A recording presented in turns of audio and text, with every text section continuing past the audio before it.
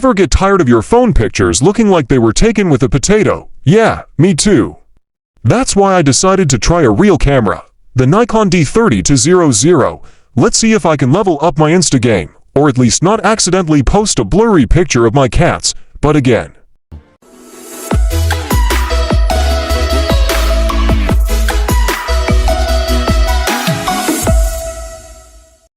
Hi everyone, and welcome back to my channel. Today, we're taking a look at the Nikon D3200, an entry-level DSLR camera that's perfect for beginners. Having main features .to 4.2 PDX format CMOS sensor. Full HD video recording 1080p at 30 fps. 0.11 autofocus system. 3-inch LCD screen. Guide mode for beginners. Built-in pop-up flash.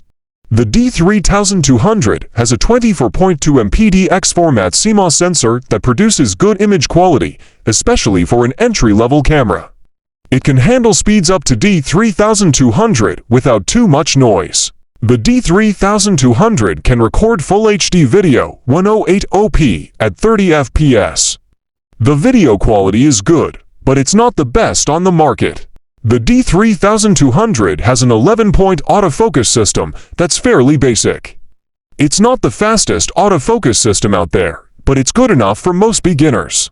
The D3200 has a 3.0-inch LCD screen that's not the sharpest, but it's viewable enough. The D3200 has a guide mode that's perfect for beginners.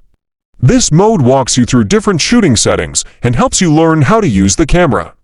Built-in flash. The D3200 has a built-in pop-up flash that can be used for fill-in light or to illuminate scenes in low light. The Nikon D3200 is a great entry-level DSLR camera that's perfect for beginners. It's easy to use, takes good quality photos and videos, and has a number of features that will help you learn and grow as a photographer. Overall, the Nikon D3200 is a solid entry-level DSLR camera that's worth considering if you're just starting out in photography. Lenses for the Nikon D3200. Hope this helps.